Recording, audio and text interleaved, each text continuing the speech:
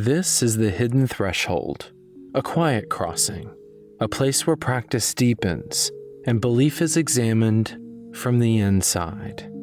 Here, we explore devotion without dogma, discernment without dismissal, ritual without performance, not as instruction, not as certainty, as a lived, evolving path.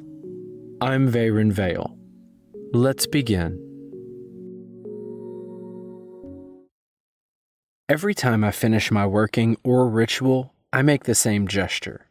I press my palms together, fingers pointed up, kiss the skin just below my thumbs. Then I touch my closed hands to my forehead and bow first to Bast, then to Anubis. I've been doing this for about 20 years now. I don't remember picking it up or the first time it happened. It must have been new once, then it wasn't, and now my hands just do it before my brain even registers that I'm done. This is what I want to get into this week. Not the gesture itself, not why I chose these gods or what it means, because that's a whole separate story. What fascinates me is how my hands know the routine. Not just as a set of steps I recall either, like I would a phone number or a song lyric.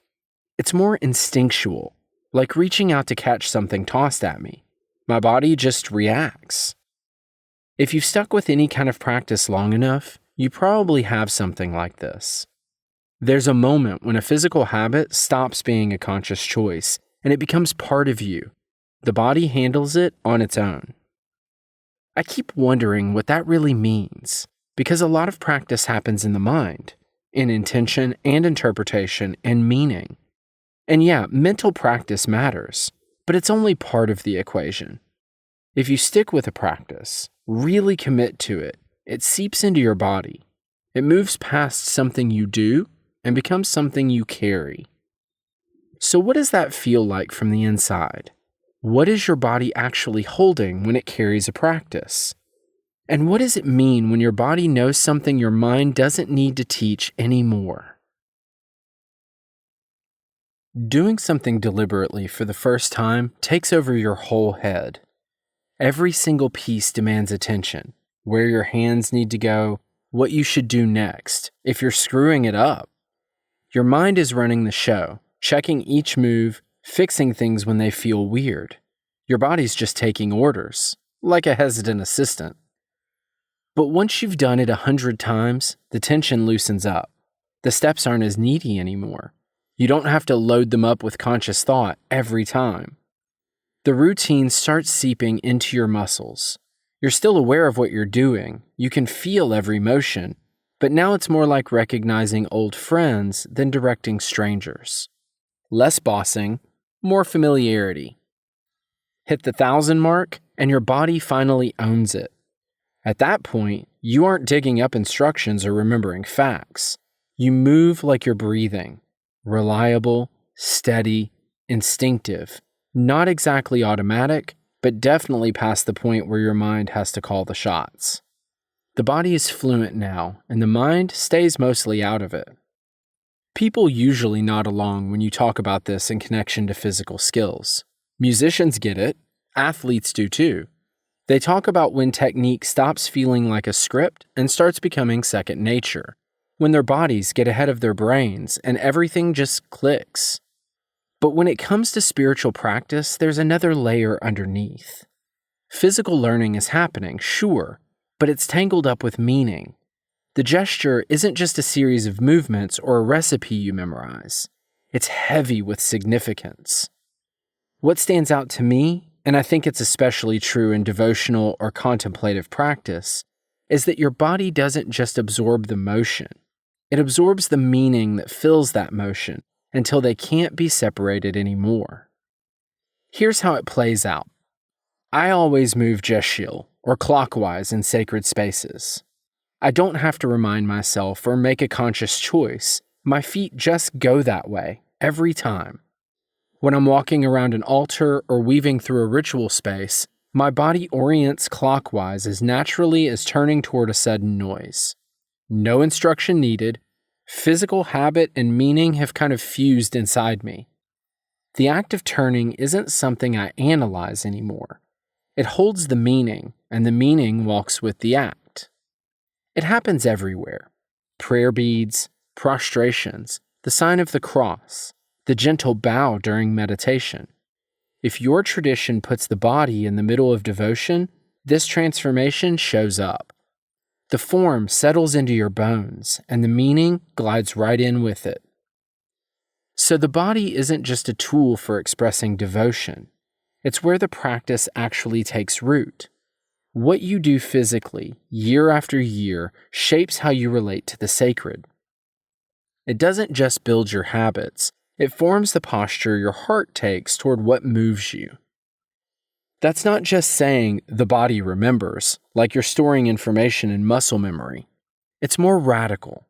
The body understands in its own language, through movement, through orientation, through actions that spark up before your mind even gets involved. After enough practice, something shifts. You stop bringing your body in as a participant, and your body starts bringing devotion along on its own. That change is quiet. It sneaks up on you. You only notice after the fact, when your hands follow through with a gesture your mind didn't order, and you realize your body arrived at meaning first. That's the moment practice shapes you from the inside out. There's this version of practice that honestly just feels like work, like a kind of grinding through the motions effort. You show up, do all the things you're supposed to, follow the routine. And you know what? That's not a bad thing. Really, there's value in being consistent, in putting in the time, in sticking with the form of the thing, even if it all feels a little monotone or automatic. The showing up matters. The repetition counts. But let's be real. It's missing something. There's this unmistakable flatness about it.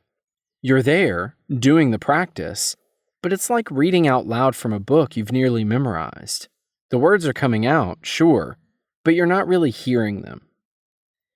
If you've practiced anything long enough, you know exactly what I'm talking about. It's like this subtle background hum in your head, a low-level awareness that, right now, you're doing the thing without really being fully inside it. But then, sometimes, there's the other kind of practice, the kind that feels entirely different. And really, the difference isn't about working harder or setting a better intention or creating the perfect environment. You can do all of that and still not get there. This other thing just shows up, or it doesn't. When it does, something inside you shifts. The distance disappears. Suddenly, you're not performing the practice as if you're on the outside looking in. You're in the center of it, and it's moving through you. The repetition falls away. Boredom isn't even a question, and everything feels alive. In these moments, you're not doing practice so much as you're living inside it, and for however long it lasts, it just feels different. I usually feel it in my body before I even catch on with my mind. There's this small wave of warmth, not anything dramatic or movie-like, just a gentle softness settling in before I'm even aware something's changed. My body lets go, just a bit, in this almost involuntary way, like letting out a breath you didn't know you were holding. I'm not telling myself, okay, now relax. My body just knows, and it does it on its own. That's always been my signal, my cue that I've dropped into that deeper quality of practice. And over time, I've taught myself not to chase it. Because the second you start trying to make that warmth happen, trying to grab onto it or force that relaxed presence, it vanishes. You slip right back into performance mode, only now you're trying to perform presence, which is even sneakier. It's like you've suddenly split yourself in two, part of you doing, part of you watching to make sure you're doing it right. And that's the heart of the problem. Every act of performance creates an audience, even if it's just you watching yourself, giving yourself notes. So one part of you is in the practice, and one part is standing a step outside, evaluating. It can feel so minor, that split, but that's where the flatness sneaks in. The spark goes out, and everything starts sounding a bit mechanical, as if life's just pressing the repeat button. But when you're really inhabiting your practice, when it just clicks, the separation vanishes. There's no you and then the thing. You're not checking in or monitoring whether it's working. You just feel it, the way you trust your feet to hold you up as you're standing. It's that obvious, that embodied. Still, I'm careful not to make this sound fancier or rarer than it is. Not every practice session has to land in this magical, alive place. The days when you just show up and get through it still matter, and they're not failures. Not at all. You don't earn that inhabited quality by trying harder or caring more. It just comes and goes, like changes in the weather. Some days the air warms up and everything flows, and some days it doesn't, no matter how much you wish it would. You can't push for it, and trying to is like trying to command the wind. All you can do is stay honest about where you are. Notice when practice feels flat, and don't turn it into some kind of indictment of yourself.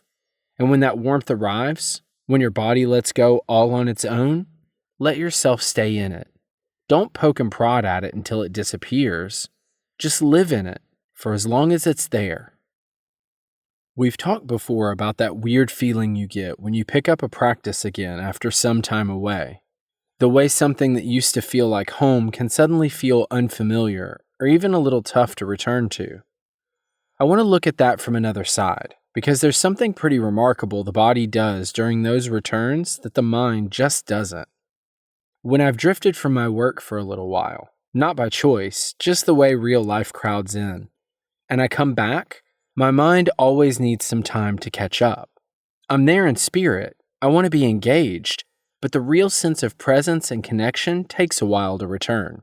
It's not instant. The emotions, the depth, that feeling of being connected, they all trickle back slowly. But my hands, they remember instantly. That end of practice gesture shows up at the end of my first session back just as easily as at any other time. My hands don't hesitate. They don't need to wait for my emotions to catch up or for me to fully settle in. The body just moves, like it's been quietly waiting this whole time. And that's no small thing. For me, it says the body holds practice in a way the mind doesn't.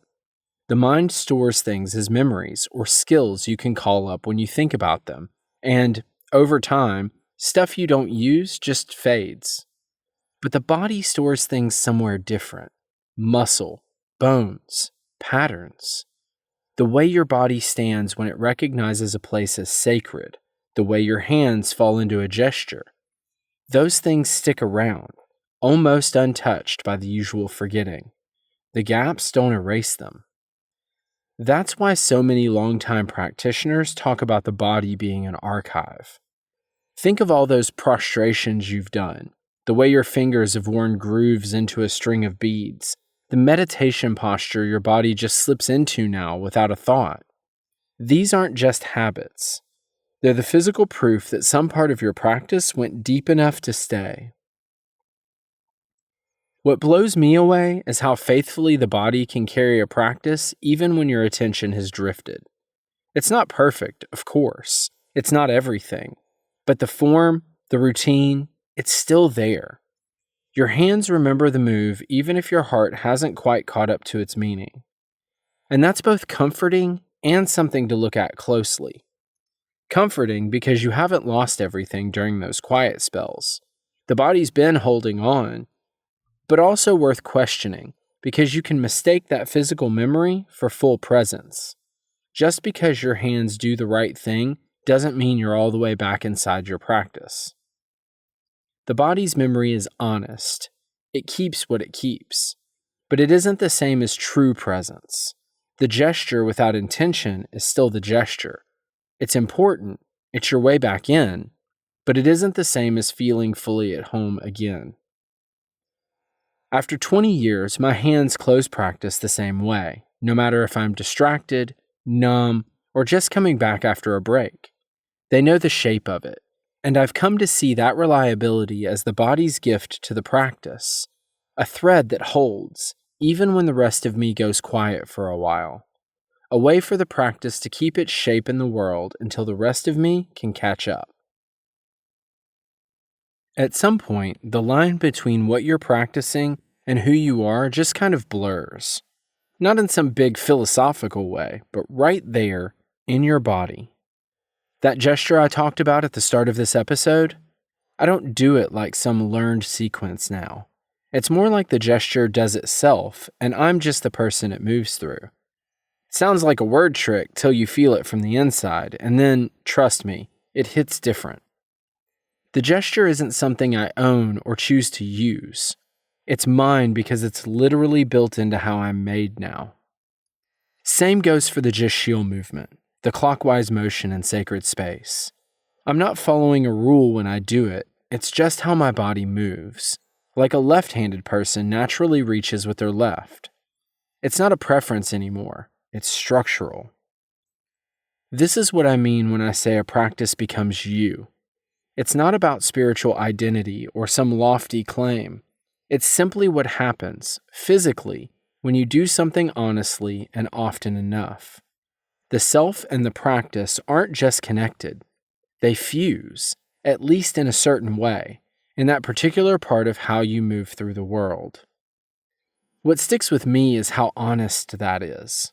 The body doesn't lie about practice like the mind can. You see, the mind spins stories about commitment that aren't always backed up by what actually happens. You can convince yourself you're dedicated, even if you're showing up inconsistently, going through the motions, keeping things at arm's length.